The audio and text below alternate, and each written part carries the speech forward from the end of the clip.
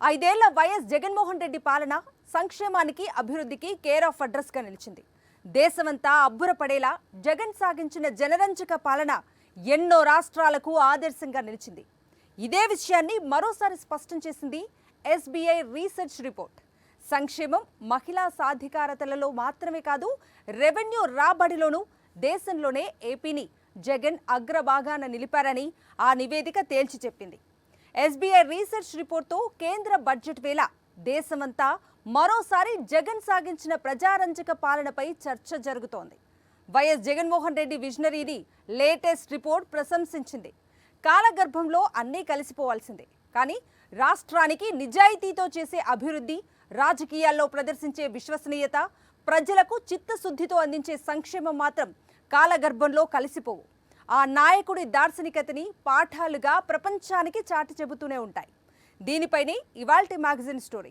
అభివృద్ధి అంటే గ్రాఫిక్స్ మాయాజాలం కాదు, గోబెల్స్ ప్రచారం కాదు. సమూలంగా పేదరికాన్ని జయించే శక్తిని సమాజం అందుకోవాలి.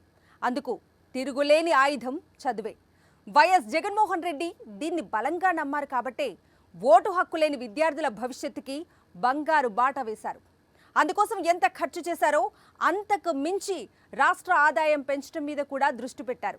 మహిళా సాధికారత గురించి ఉపన్యాసాలు చెప్పే ప్రభుత్వాలను ఎప్పటి నుంచో దేశ ప్రజలు చూస్తూనే ఉన్నారు.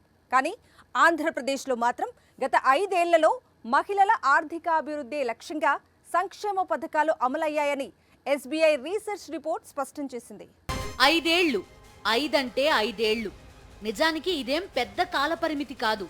కానీ ఆంధ్రప్రదేశ్కి సంబంధించి మాత్రం 2019 నుంచి 2024 వరకు 5 ఏళ్ల కాలం మాత్రం అత్యంత విలువైంది, అమూల్యమైంది. ఎందుకంటే ఈ 5 ఏళ్లు ఏపీని పాలించింది వైఎస్ జగన్మోహన్ రెడ్డి. జగన్ సీఎంగా ఉన్న కాలం కాబట్టి ఈ 5 ఏళ్లు చాలా గొప్పవని వైఎస్ఆర్సీపీ నేతలు, కార్యకర్తలు చెప్పుకోవచ్చు. కానీ 5 ఏళ్ల జగన్ పాలనని ప్రశంసిస్తోంది జాతీయ స్థాయిలో ఎంతో విశ్వసనీయత ఉన్న నివేదికలు. సంక్షేమం, సాధికారత నుంచి రాష్ట్ర రెవెన్యూ రాబడి వరకు అనేక అంశాల్లో దేశంలోనే ఏపీని జగన్ అగ్రగామిగా నిలిపారని ఎస్బీఐ రీసెర్చ్ రిపోర్ట్ స్పష్టం చేసింది. నిజానికి 5 ఏళ్లు అనడానికి కూడా వీల్లేదు. 2 ఏళ్ల విలువైన సమయాన్ని కరోనా మింగేస్తే 3 అంటే 3 ఏళ్లలో అటు సంక్షేమంలో, ఇటు అభివృద్ధిలో విప్లవాత్మక మార్పులు తీసుకొచ్చారు జగన్మోహన్ రెడ్డి. విజనరీ అంటే ఏంటో చూపించారు. 5.5 కోట్ల మంది ఏపీ ప్రజలకు భవిష్యత్తుపై కొండంత భరోసా కల్పించారు. దేశం మొత్తం అబ్బురపడుతూ ఏపీ వైపు చూస్తూ శభాష్ అనేలా చేశారు. ఇప్పుడు అదే విషయాన్ని మరోసారి ఎస్బీఐ రీసెర్చ్ రిపోర్ట్ తేల్చి చెప్పింది. ఆంధ్రప్రదేశ్లో గత 5 ఏళ్లలో మాజీ సీఎం వైఎస్ జగన్ ప్రభుత్వం పౌరుల ఆరోగ్యం, విద్య, మహిళా సాధికారత లక్ష్యంగా పలు సంక్షేమ పథకాలను అమలు చేసిందని ఎస్బీఐ రీసెర్చ్ నివేదిక ప్రశంసించింది. ఏపీతో పాటు మహారాష్ట్ర, కేరళ, కర్ణాటక తమ ఆదాయ రాబడుల్లో సంక్షేమ పథకాల కోసం గణనీయంగా వ్యయం చేశాయని పేర్కొంది. త్వరలో కేంద్ర ప్రభుత్వం బడ్జెట్ ప్రవేశపెట్టనున్న నేపథ్యంలో వివిధ రాష్ట్రాల ఆదాయ వనరులు, సంక్షేమ పథకాలకు చేసిన వ్యయాలపై రీసెర్చ్ నివేదికను ఎస్బీఐ విడుదల చేసింది. వైఎస్ జగన్ ప్రభుత్వం మహిళలు, పిల్లల విద్య, ఆరోగ్యంతో పాటు సాధికారత దిశగా సంక్షేమ పథకాలు రూపొందించి అమలు చేసినట్టు నివేదిక విశ్లేషించింది. ఏపీలో గత ప్రభుత్వం అమలు చేసిన కొన్ని పథకాలను రీసెర్చ్ నివేదిక వ్యయంతో సహా ప్రముఖంగా ప్రస్తావించింది. ఏటా 47 లక్షల మంది పిల్లలకు జగనన్న విద్యా కానుక కింద యూనిఫామ్, బ్యాగ్, బూట్లు, పాఠ్య పుస్తకాలు తదితరాలను ఉచితంగా అందజేశారని పేర్కొంది. జగనన్న అమ్మ ఒడి కింద పిల్లల తల్లుల ఖాతాల్లో పారదర్శకంగా నగదు జమ చేశారని, ఇవన్నీ మహిళలు, పిల్లల విద్యతో ముడిపడి రూపొందించిన సంక్షేమ పథకాలని తెలిపింది. జగనన్న గోరుముద్ద ద్వారా సుమారు 43 లక్షల మంది స్కూల్ పిల్లలకు నాణ్యమైన, రుచికరమైన పౌష్టికాహారాన్ని అందించారని, చిన్నారుల్లో పౌష్టికాహార లోపాలను నివారించడమే లక్ష్యంగా చర్యలు తీసుకున్నారని ప్రశంసించింది. జగన్మోహన్ రెడ్డి ఓడిపోయినప్పటికీ కూడా ఆయన పరిపాలనలో కొన్ని అంశాలు ఇప్పటికీ కూడా చర్చనీయాంశం అవుతున్నాయి. ఎస్బీఐ రీసెర్చ్ రిపోర్టు చాలా స్పష్టం చేసింది ఏంటంటే, రెవెన్యూ రాబడిలో 5 ఏళ్లలో చాలా పురోగతి సాధించింది అని చెప్తా ఉంది. కంపేర్ చేస్తే కూడా కర్ణాటక, మహారాష్ట్ర, కేరళ లాంటి రాష్ట్రాల కంటే కూడా అప్పట్లో ఏపీ రెవెన్యూ రాబడి గత 5 ఏళ్ల కంటే కూడా అధికంగా ఉందని, ప్రత్యేకించి విద్య, ఆరోగ్యం, మహిళా సాధికారత సాధించే క్రమంలో జగన్ ప్రభుత్వం అందించినటువంటి సంక్షేమ పథకాలని ఎస్బీఐ రీసెర్చ్ రిపోర్టు ప్రశంసించింది. దేశవ్యాప్తంగా ప్రభుత్వ పాఠశాలలు ఎందుకని ఘోరమైన స్థితిలో ఉంటాయి? దీనికి జవాబు సింపుల్. పిల్లలకు ఓటు హక్కు ఉండదు. అందుకే దేశవ్యాప్తంగా సర్కార్ బడులది అదే దుస్థితి. కానీ వైఎస్ జగన్మోహన్ రెడ్డి పిల్లల్లో ఓటర్లను చూడలేదు. రేపటి ఆంధ్రప్రదేశ్ భవిష్యత్తుని చూశారు. అందుకే 5 ఏళ్ల కాలంలో 72,000 కోట్ల రూపాయలు ఖర్చు చేసి ఏపీలోని ప్రభుత్వ పాఠశాలల రూపురేఖలు మార్చేశారు. ఇంగ్లీష్ చదువులను నిరుపేదల పిల్లలకు అందుబాటులో తెచ్చారు. ట్యాబ్లు ఇవ్వడం, డిజిటల్ క్లాసులు, ఇంగ్లీష్ మీడియంతో ఏపీ ప్రభుత్వ పాఠశాలలు ఆగిపోలేదు. విద్యార్థులకు టోఫెల్లోనూ శిక్షణ ఇవ్వడం ప్రారంభించారు. ఏపీలోని సర్కార్ బడుల్లో చదువుకుంటున్న లక్షల మంది విద్యార్థులు భవిష్యత్తులో ప్రపంచంలోని టాప్ యూనివర్సిటీల్లో సీట్లు సంపాదించడానికి కావలసిన ఆంగ్ల భాషా నైపుణ్యాలను మెరుగుపరచడం మీద జగన్ ప్రభుత్వం దృష్టి పెట్టింది. అందుకే తాజా ఎస్బీఐ రీసెర్చ్ రిపోర్ట్ విద్యకు సంబంధించి జగన్ ప్రభుత్వం ప్రవేశపెట్టిన సంస్కరణల్ని ప్రత్యేకంగా ప్రస్తావించింది. అలవి కాని హామీలతో మరోసారి చంద్రబాబు ఏపీలో అధికారంలోకి వచ్చారు. ఇంట్లో ఎంతమంది విద్యార్థులుంటే అందరికీ తల్లికి వందనం పథకం అందిస్తామని, ఒక్కొక్కరికి 15,000 రూపాయల చొప్పున ఇస్తామని ఎన్నికల్లో చంద్రబాబు హామీ ఇచ్చారు. ఏపీలో కూటమి ప్రభుత్వం అధికారంలోకి వచ్చి నెల రోజులు దాటిపోయింది. అటు స్కూల్స్ మొదలై కూడా నెల రోజులు దాటిపోయింది. కానీ ఇంకా ఇచ్చిన హామీని మాత్రం చంద్రబాబు అమలు చేయలేదు. ఇంట్లో ఎంతమంది విద్యార్థులుంటే అంతమందికి ఒక్కొక్కరికి 15,000 ఇస్తామన్నారు.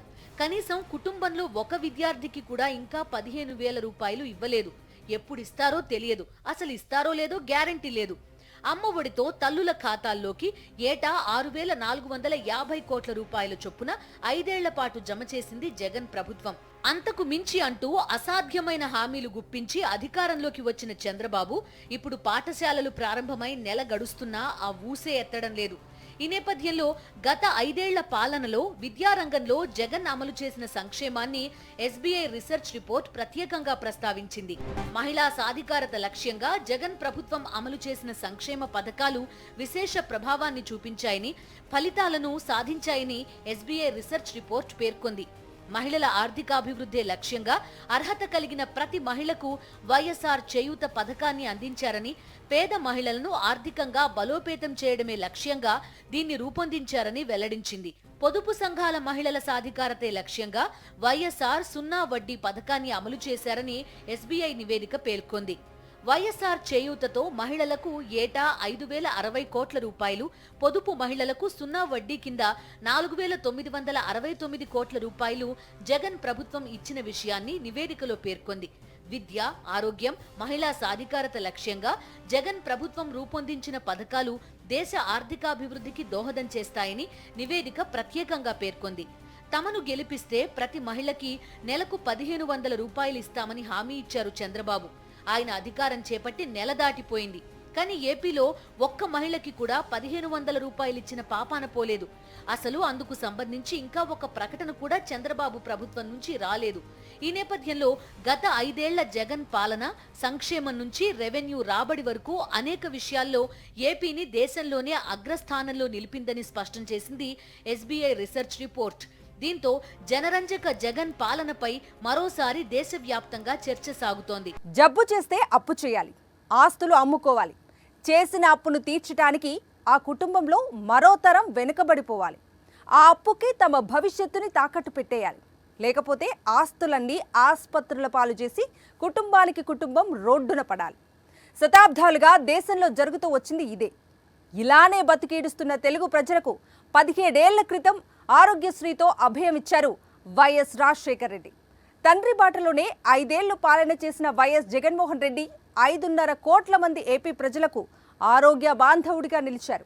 ఈ అంశాన్ని ఎస్బీఐ రీసెర్చ్ రిపోర్ట్ ప్రత్యేకంగా ప్రస్తావించింది. విద్య, మహిళా సాధికారత విషయంలోనే కాదు, పౌరుల ఆరోగ్యం, రాష్ట్ర రెవెన్యూ రాబడి విషయాల్లోనూ జగన్ పాలనలో ఏపీ అద్భుతాలు సాధించిందని ఎస్బీఐ రీసెర్చ్ రిపోర్టు నివేదిక ప్రశంసించింది. వైద్యం తమ హక్కు అన్న సంగతి దేశ ప్రజలు ఎప్పుడో మర్చిపోయారు. దేవుడి మీద భారం వేయటం తప్ప ఏం చేయలేని నిస్సహాయతల్లో కోట్ల మంది ప్రజలకు దివంగత ముఖ్యమంత్రి వైఎస్ఆర్ ఆరోగ్యశ్రీ పథకంతో అండగా నిలిచారు. ఆయన తనయుడు ఆంధ్రప్రదేశ్ ముఖ్యమంత్రి వైఎస్ జగన్మోహన్ రెడ్డి ఆ క్రమంలో ఎన్నో అడుగులు ముందుకు వేశారు. 5 ఏళ్ల పాలనలో ఏపీని ఆరోగ్య ఆంధ్రప్రదేశ్గా మార్చేశారు. వైద్య శాఖలో స్పెషలిస్టు వైద్యుల నుంచి నర్సుల వరకు ఎక్కడా ఖాళీలు లేకుండా జగన్మోహన్ రెడ్డి నియామకాలను పూర్తి చేశారు. 53,000 మందికి వైద్యులను, వైద్య సిబ్బందిని నియమించారు. రాష్ట్ర వ్యాప్తంగా వైద్య శాఖల్లో ఖాళీల భర్తీకి ప్రత్యేకంగా మెడికల్ రిక్రూట్మెంట్ బోర్డును ప్రారంభించి ఎప్పటి ఖాళీలను అప్పుడే భర్తీ చేసేలా చర్యలు తీసుకున్నారు. మారుమూల ప్రాంతాలకు వైద్య నిపుణులు రావడానికి అవసరమైన ప్రోత్సాహకాలను అందిస్తున్నారు. గిరిజన ప్రాంతాల్లో పనిచేసే స్పెషలిస్టు వైద్యులకు 2.5 లక్షల రూపాయలను చెల్లించారు. గ్రామీణ ప్రాంతాల్లో పనిచేసే వైద్యులకు 2 లక్షల రూపాయలు, పట్టణ ప్రాంతాల్లో పనిచేసే వారికి 1,50,000 రూపాయలను చెల్లించారు. ఇక రిమోట్ ఏరియాల్లో పనిచేసే వైద్యులకు ఏకంగా 4 లక్షల రూపాయలను జగన్ ప్రభుత్వం చెల్లించింది. నిరుపేదల ఆరోగ్యానికి అభయం ఇవ్వటానికి ఈ స్థాయిలో దేశంలో మరే రాష్ట్ర ప్రభుత్వం కూడా ఖర్చు చేయలేదు. వైద్య రంగంలో జగన్మోహన్ రెడ్డి తీసుకువచ్చిన విప్లవాత్మకమైన సంస్కరణలు తొలి నుంచి దేశవ్యాప్తంగా ప్రశంసలను అందుకున్నాయి. ఇప్పుడు మరోసారి ఎస్బీఐ రీసెర్చ్ రిపోర్ట్ ఏపీ పౌరుల ఆరోగ్యం కోసం జగన్ ప్రభుత్వం చేసిన కృషిని ప్రత్యేకంగా ప్రస్తావించింది, ప్రశంసించింది. ఆరోగ్యశ్రీ పరిమితిని 25 లక్షల రూపాయలకు పెంచిన జగన్మోహన్ రెడ్డి వైద్య రంగంలో సమూల సంస్కరణలకు ఏపీని వేదికగా మార్చేశారు. పలాసలో కిడ్నీ రీసెర్చ్ సూపర్ స్పెషాలిటీ ఆసుపత్రి ఏర్పాటుతో పాటు 785 కోట్ల రూపాయలతో ఉద్దానం ప్రాంతంలో డాక్టర్ వైఎస్ఆర్ సుజలధార సురక్షిత మంచినీటి ప్రాజెక్టును ప్రారంభించారు. 4 దశాబ్దాలుగా ఉద్దానంలో మరణ మృదంగాలు మోగుతున్నా పట్టించుకున్న నాథుడే లేడు. గ్రామాలను కాస్తగా కిడ్నీ వ్యాధి కబలించేయటం చూసి ప్రతిపక్ష నేతగా ఉన్న జగన్ చెల్లించిపోయారు. ఉద్దానాన్ని ఉద్ధరిస్తానని నాడు మాటిచ్చారు. ముఖ్యమంత్రి అయిన వెంటనే ఇచ్చిన మాటను నిలబెట్టుకున్నారు. వైఎస్ఆర్ ఆరోగ్యశ్రీ నుంచి అంగన్వాడీలలో గ్రోత్ మానిటరింగ్ పరికరాల దాకా 5 ఏళ్లలో వైద్య రంగంలో దాదాపు 33,000 కోట్ల రూపాయలు వ్యయం చేశారు. 5.5 కోట్ల మంది ఏపీ ప్రజలకు ఆరోగ్య బాంధవుడిగా నిలిచారు. ఆంధ్రప్రదేశ్లో గత 5 ఏళ్లలో సగటు వార్షిక రెవెన్యూ రాబడులు 12% వృద్ధి నమోదు కాగా అందులో 11% మేర సంక్షేమ పథకాలకు వ్యయం చేసినట్లుగా ఎస్బీఐ రీసెర్చ్ నివేదిక తెలిపింది. మహారాష్ట్రలో గత 5 ఏళ్లలో సగటు వార్షిక రెవెన్యూ రాబడులు 10% వృద్ధి చెందగా అందులో 11% సంక్షేమ పథకాలకు వ్యయం చేశారు. కేరళలో గత 5 ఏళ్లలో సగటు వార్షిక రెవెన్యూ రాబడుల వృద్ధి 8% నమోదు కాగా అందులో 8% సంక్షేమ పథకాలకు వ్యయం చేశారు. కర్ణాటక, పశ్చిమ బెంగాల్లో సగటు వార్షిక రెవెన్యూ రాబడుల వృద్ధి కంటే సంక్షేమ పథకాలకు కేటాయింపులు ఎక్కువగా ఉన్నట్లుగా నివేదిక వెల్లడించింది. ఏపీలో జగన్ ప్రభుత్వం మాత్రం ఇటు సంక్షేమానికి భారీగా కేటాయింపులు చేస్తూనే అటు రాష్ట్ర వార్షిక రెవెన్యూ రాబడులను పెంచుకోవటంలో విజయం సాధించిందని ఎస్బీఐ రీసెర్చ్ రిపోర్ట్ పేర్కొంది. 5 ఏళ్ల జగన్మోహన్ రెడ్డి పాలనలో 2 ఏళ్లని కరోనా మింగేసింది. ఇలాంటి ప్రతికూల పరిస్థితుల్లో అద్భుతంగా సంక్షేమ పథకాలను అమలు చేయటమే కాకుండా రాష్ట్ర రెవెన్యూ ఆదాయాన్ని పెంచడంలోనూ వైఎస్ జగన్ విజయం సాధించారు. అద్భుతమైన పరిపాలనా దక్షతతో ఏపీలో సంక్షేమ అభివృద్ధి వెలుగులు నింపారు. లేటెస్ట్ ఎస్బీఐ రిపోర్ట్ మాత్రమే కాదు, గతంలో అనేక జాతీయ స్థాయి నివేదికలు, కేంద్ర ప్రభుత్వ నివేదికలు జగన్ పాలనను ప్రశంసలతో ముంచెత్తాయి. దేశ ఆర్థిక రాజధానిగా పిలిచే ముంబై క్యాపిటల్గా ఉన్న మహారాష్ట్ర కూడా ఆదాయ పన్ను చెల్లింపుదారులు పెరిగిన రాష్ట్రాల జాబితాలో ఏపీ వెనుకే నిలబడిపోయింది. జగన్ విజన్ ఎంత ఉన్నతమైందో చెప్పడానికి 5 ఏళ్ల ఆయన పాలనలో ఇలాంటి ఉదాహరణలు చాలానే ఉన్నాయి. వైఎస్ జగన్మోహన్ రెడ్డి 5 ఏళ్ల పాలనలో దేశమంతా అబ్బురపడేలా ఏపీలో సంక్షేమం, అభివృద్ధి పరుగులు పెట్టాయి. ఈ విషయాన్ని అనేక జాతీయ స్థాయి నివేదికలు ఇప్పుడు కూడా తేల్చి చెబుతున్నాయి.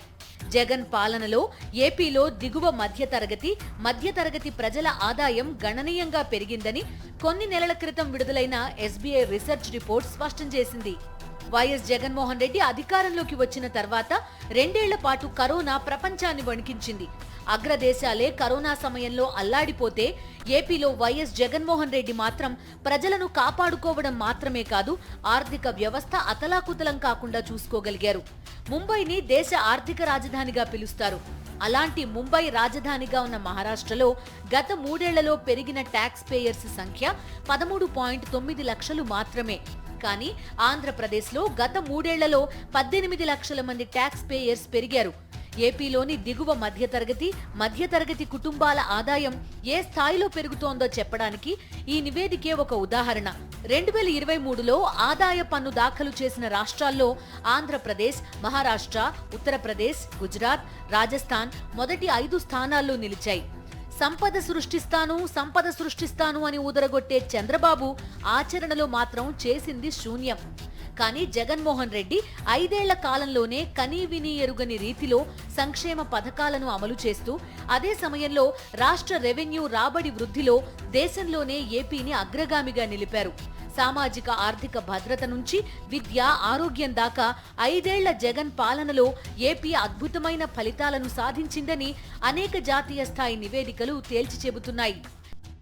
హర్యానాలోని యూపీ జిందాల్ యూనివర్సిటీ వారు design education and architectural studies IDEAS అనే సంస్థ, ఈ 2 సంస్థలు కలిసి గత 10 ఏళ్లుగా ఆయా రాష్ట్రాల్లో పాలనా సంస్కరణలను, ప్రజలకు కలుగుతున్న లేదా లభ్యమవుతున్న ప్రయోజనాలను అసెస్ చేస్తూ వాటికి ర్యాంకింగ్లు ఇస్తూ వస్తున్నాయి.